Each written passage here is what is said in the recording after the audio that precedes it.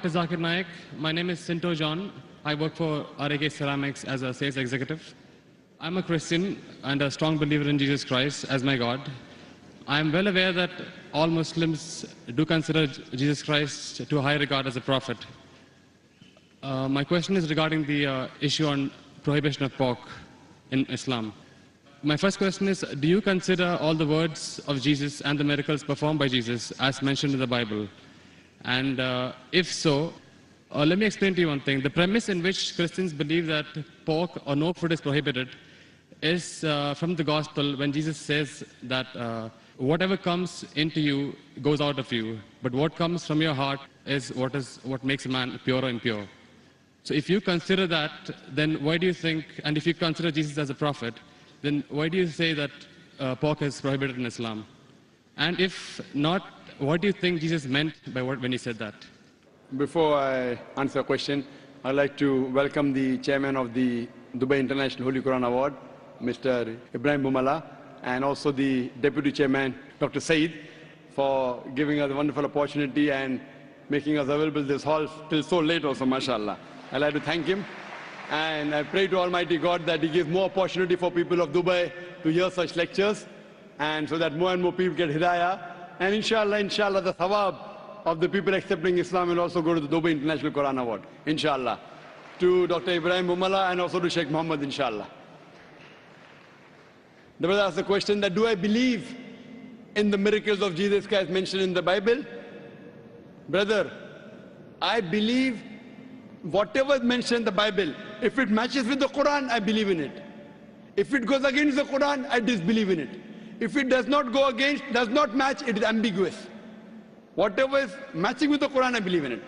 As far as the second part of the question is concerned, that you say regarding the prohibition of pork, it has been nullified because Jesus Christ, peace be upon him, says, whatever comes in to you goes out, and main thing is from your heart. How does this nullify? You fail to realize that means you are not reading the Bible. Jesus Christ, peace be upon him, said in the Gospel of Matthew, chapter number 5, verse number 17 to 20, it says, think not that I have come to destroy the law of the prophets. I have come not to destroy but to fulfill. I have come not to destroy but to fulfill. Whosoever shall break one jot or tittle from the law, he will be called least in the kingdom of heaven. That means you cannot break one jot or tittle from the law. That's what Jesus Christ, peace be upon him, says. Now you pick up another verse and says, what comes into you goes out, what is from your heart, you can have pork. Where does it mean you can have pork? You're contradicting your God, Jesus Christ, peace be upon him. It says, think not that I have come to destroy the law of the prophets. I have come not to destroy but to fulfill.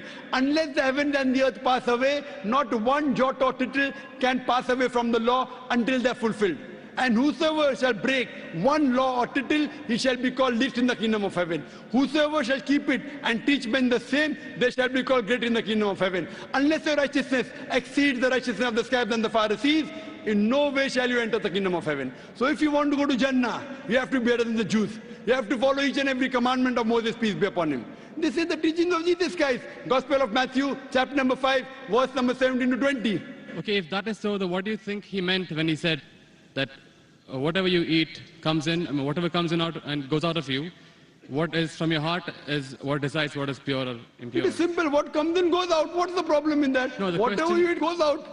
Is there any problem in that? No, it was asked in relevance when Jesus' disciples were questioned by the Jews that why are they not following the traditional ceremony of washing their hands before eating food. That's when Jesus replied that don't you understand that what you eat doesn't matter if it is pure or impure. What you eat, it goes into you and comes out of you. He didn't say it doesn't matter what you're eating is pure and impure. That's your saying. It's not mentioned in the Bible that way. No, it is mentioned in the Bible that what you Does it say that whether what you're eating is pure or impure doesn't matter? Does it say that? No, it doesn't say. I'm sorry. So please don't put your words in the Bible, please. Fine. But what I'm quoting is verbatim. Fine. You can check up. I'm quoting from my memory. I don't have the Bible in front of me. But you're saying, you're putting your words into the Bible. No, but he definitely said that what you eat comes out of you. Of course, what you eat has to come out. What you eat has to come out. We are human beings. He wouldn't simply state that for, I don't know, for no man's sake. It is simple. What you eat comes out simple. Your heart means it is from your heart. That means your heart should follow the commandment. No, Because what Jesus he- Christ, peace be upon him, said earlier, don't break one jot or tittle. So if your heart is in it, you will not break a single jot or tittle. Simple explanation. Fine, You but don't he have to was- be a doctor of divinity. He was trying to prove the Jews wrong by saying that it is not important. No, not at all. He wasn't trying to do that. That's what you think. That's what the church tells you. It's plain black and white. No, Jesus said you cannot break one jot or tittle from the law. So where is he telling the Jews to break the law of Judaism? He's not telling that. He is not giving any indication for the Jews to break the laws of Judaism. He is telling them to obey it.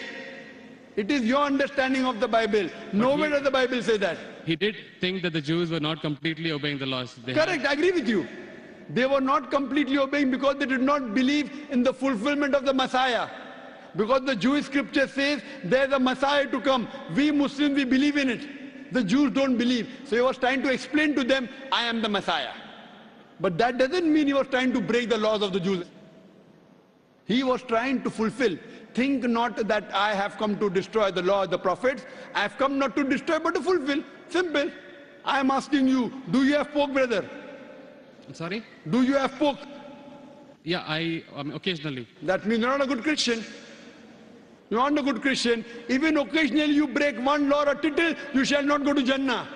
Not Quran says that, Bible says that. Even if you have pork and you break one law or a tittle, you shall not go to paradise. You shall not enter eternal life. And you said that you are a practicing Christian. You said you believe Jesus Christ is God.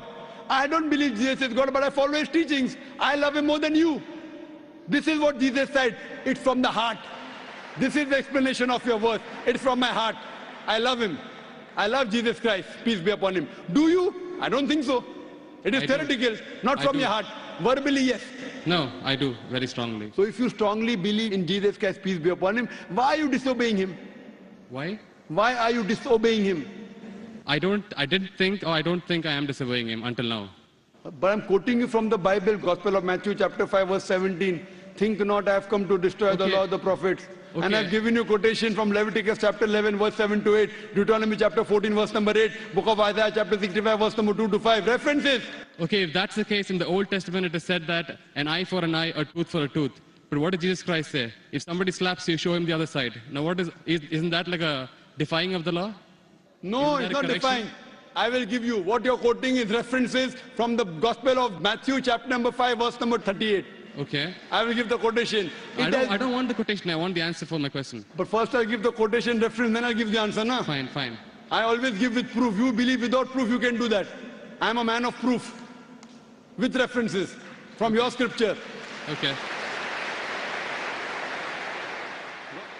Gospel of Matthew chapter number 5 verse number 38. It has been said of the old times that an eye for an eye and tooth for a tooth. But I say unto you, whosoever takes a shirt, give him the cloak. Whoever walks with you 1 mile, walk with him twain. Whosoever offers you one cheek, offer him the other. That's it. It doesn't mean that he's going against it. But He's is showing there- it has been said of the old times. But those two laws don't correspond. They are totally different. They're totally against each other. But those things, what Jesus Christ, peace be upon him, said, it's trying to get remedy. People misunderstood. They misunderstood the law. An eye for an eye and tooth for a tooth means there should be justice. That doesn't mean someone by mistake, a child is playing cricket and if the ball hits the eye, that doesn't mean you break his eye. People misunderstood the message. He was correcting it. Same way how you misunderstood the message that Jesus said have pork. Where did he say have pork? It means that people misunderstood. They are following the law by the letter, not by the spirit. What you have to realize that it means that if by mistake someone is playing cricket and suppose the ball hits the eye, that doesn't mean that you have to take the eye of the boy. So you have to follow the law in the spirit. And you have to see the meaning of it. That's important. That's what Jesus Christ, peace be upon him, tried to explain. I'm asking the question, will you follow Jesus Christ, peace be upon law today? If someone slaps you on one cheek, will you offer the other? There are many people waiting in the queue. Will you do that? I'm sorry? There are many people waiting in the queue. Okay. Will you follow Jesus' law? If someone slaps you, will you offer the other? No, but that is wrong then. According to me, it is wrong. According to you, it is correct, now. You believe Jesus Christ is your God, peace be upon him. Yes. If someone slaps you, will you offer the other cheek and come on the stage here? We'll have many people slapping you. I didn't understand actually. It's not clear. That verse of the Bible also says someone slaps you on one cheek, offer the other. Yeah. Do you believe in that law? I do, yes. So if someone slaps you, will you offer the other cheek? Exactly. If I don't, that means I'm disobeying his laws. That's it. Okay, suppose if I tell that from today, everyone will come and hit you on your cheek. Maybe once or twice you'll offer. Will you offer always? Well, that depends on my depth of the faith. I mean, if I'm really strong believer, then I would definitely offer. Is any Christian worth the name born today who will keep on offering his cheek? I have not met anyone. Do you agree that 30,000 people here, 30,000 slaps, will you take? But believe me, there are really true believers who would. I am asking you, will you leave us others? Will you? I don't know. That means you're not a believer. That's I what don't we know realize is the it is. question. I don't know is the Therefore, answer. what we realize that every prophet came and for remedy. Today, Muhammad Sallallahu Alaihi Wasallam has come. And he said, depending upon the situation, if it is by mistake, an eye for an eye, tooth for a tooth is wrong. If it is required, sometimes you can offer your cheek, but not always. If you offer the cheek, where is justice? If that way someone kills you, you allow them to kill again. Is this justice? It's not justice at all. Depending upon the situation, you have to keep on changing. Therefore, I say that I believe in the teachings of Jesus Christ, peace be upon him, which match with the Quran. If it doesn't match with the Quran, what I say, it's an interpolation, it's a concoction, it's a fabrication. Because everything written in the Bible is not the word of God. According to scholars of Christianity, they say there are many interpolations in the Bible, there are many concoctions, there are many fabrications. According to Christian journals, they say there are 50,000 errors in the Bible. How many? 50,000. So therefore, I don't consider Bible to be the word of God. There are many unscientific things mentioned in the Bible. If you read the book of Genesis, I can give a lecture only on the contradictions, on unscientific things. I don't consider word of God. Do you consider Bible to be the word of God? Yes. Okay. Now do in the book of Genesis, chapter number 1. Yes. Verse number 16. It says, Almighty God created two lights. The greater light, the sun, to rule the day, the lesser light, the moon, to rule the night. Bible says the light of the moon is its own light. Do you believe in that? The light of the moon is? Is its own light. Do you believe in that? No. That we don't believe in the Bible. Bible says in the book of Genesis, chapter number 1, verse number 14, Almighty God, He created the earth on the third day, created the sun on the fourth day. That means the earth and vegetables came before and sun came later on. Do you know science, brother?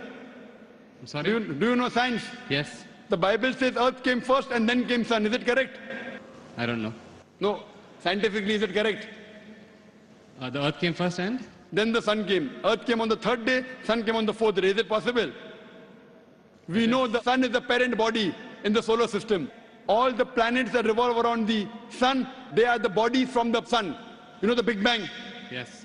So it is created simultaneously. But the Bible says earth on the third day, along with vegetables, sun on the fourth day. How can the vegetables survive without sunlight?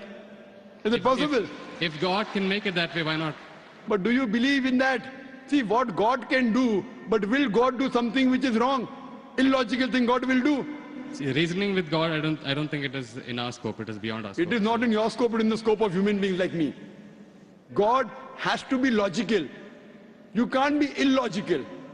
Then if you say illogical, then you believe every monkey, any stone, any tree is God. But what Brother, what our brothers in India do, everything is God for them. And then you say, don't argue with God, don't reason with God. So then you start worshipping the stone also. Brother, you can't be illogical. Seek ye the truth shall free you. Thank you. So hope you seek the truth, brother. Sure.